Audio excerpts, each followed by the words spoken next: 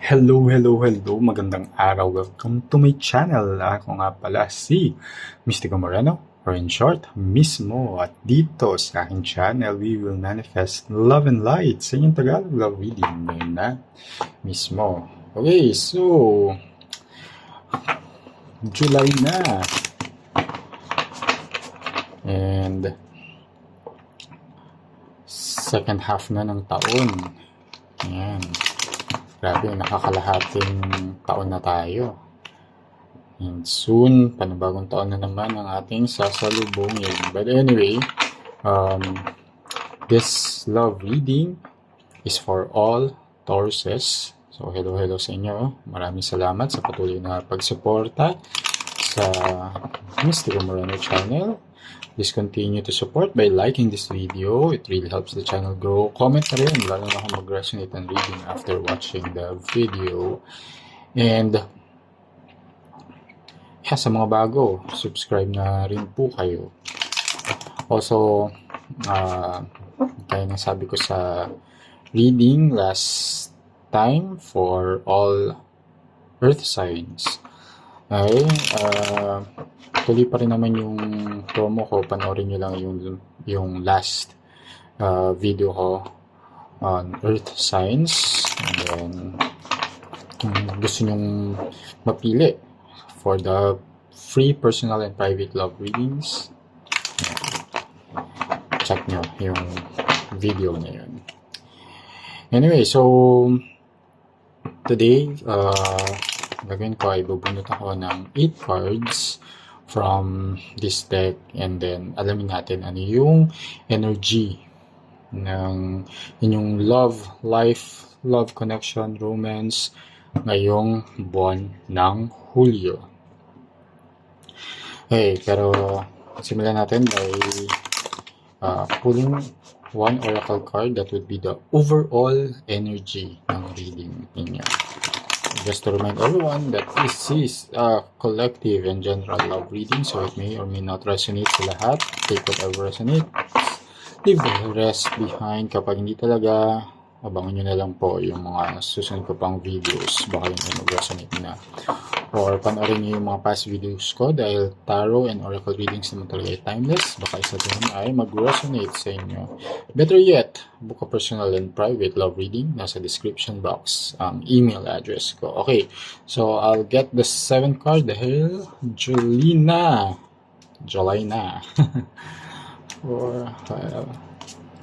So, our energy is enemy in the dark. Turn to your inner child for help. Ayan. I think meron kang attachment issues. And sinasabi lang din ni universe na it's time for you to look into it. Alamin mo kung ano yung inner child wound mo din, kasi nakaka-apekto ito sa mga relationship mo or even the current relationship that you have if you're connected now with someone.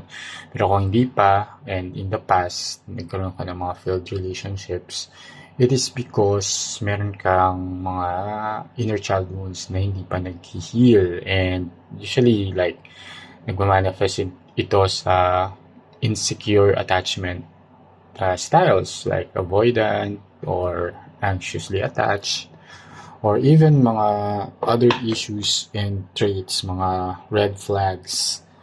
Okay? Na, ayun, hindi nakakatulong kasi it affects the connection. Pero tingnan natin kung ano yung full details nitong energy na to. Let's begin. First card, the Magician. Okay? Second card, the Judgment. Page of Pentacles. 8 of Wands. 7 of Cups. Ace of Wands. Okay.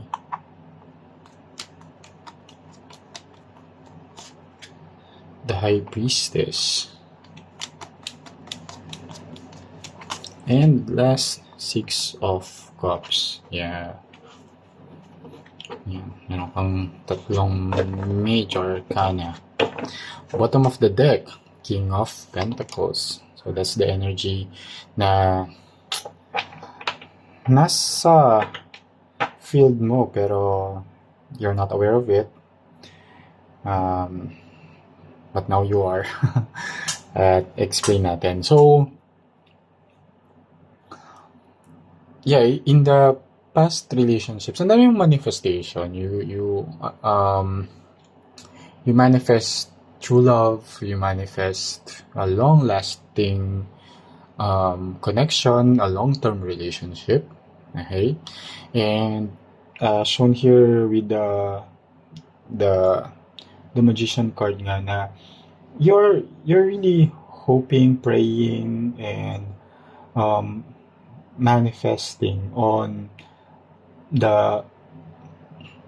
this love connection. However, kasi this desire is na dead delay or naboblock na mag-materialize dahil nga dun sa inner child wounds mo or that enemy in the dark. Okay? Na pag nandyan na, for example, if you have avoidant tendencies, pag nandyan na yung relasyon, you run away. Pag very intimate na yung relationship, you detach emotionally. Or kapag, if you're anxiously attached, pag dumating yung relasyon, masyado kang nananakal, masyado kang clingy, you don't give space sa person mo to at least breathe, diba? Kaya they feel smothered. So, yeah, the desire is there. Okay lang naman yun. Everyone desires happy relationship. The love that we've been wanting, diba? Pero, you also have to do your part na ma-heal yung mga inner child wounds mo. Okay? And manifestation is also a card of willpower. So, kaya mo yan. Some more with the judgment card here, nasa sa'yo yun. You have to make that decision. You have to do it. And nasa sa'yo yun, decision mo yan. If mag-undergo ka ng healing journey. Okay? Kasi, importante yun. Once you're healed, mas ready ka to commit. Mas ready ka to put yourself in this romantic connection. Diba? Kasi, the more ready you are, diba? The more din na ibibigay sa'yo ni universe yung mga gusto mo, yung mga manifest mo. Kasi many instances na we want something, kasi kapag binigay sa atin ni universe yung mga bagay na gusto natin, kasi hindi tayo ready to handle it, eventually nawawala siya sa ating mga kamay, di ba? Ayun. So this is just a reminder for you. And with the Page of Pentacles showing up here, Page of Pentacles, again, you have to decide and put it into action. Kasi Page of Pentacles is doing tangible things, or should be tangible action towards the decision that you've made. And resulting to something long-term. Okay? And, di ba, kapag nag-heal ka naman na, magiging long-term din naman itong readiness mo and itong pagiging secure mo sa sarili mo at sa pag dumating yung person mo, hindi mo magagawa na yung mga past mistakes na nagawa mo before sa ibang relationship, or concurrently in the relationship ka na panood mo to at may ganong tendencies ka, you have the awareness na. And with nabulol pa. With awareness, ayun, di ba? Mas ano tayo sa mga desisyon na gagawin natin, di ba? Saka yun nga, nasa kapag aware ka na tapos wala kang ginawa, whose fault is it? Yeah, alam mo na yung sagot. Okay, so with the Eight of Wands here, so yeah, there will be progress again um, with the decision to work on yourself, heal, and put it into action. There will be progress. With the Eight of Wands, magpo-progress siya into something better. And magtutuloy-tuloy siya. Okay? And yeah, kasi at the moment naman, with the Seven of Cups showing up here, may mga wishful thinking ka. May mga sana. It's similar to the Magician, energy that you're manifesting something. But with the Seven of Cups, parang lalo pa niyang kinonfirm na ang dami mong sana ganito, sana ganyan when it comes to love. Pero with the Seven of Cups energy rin is showing indecision. Okay.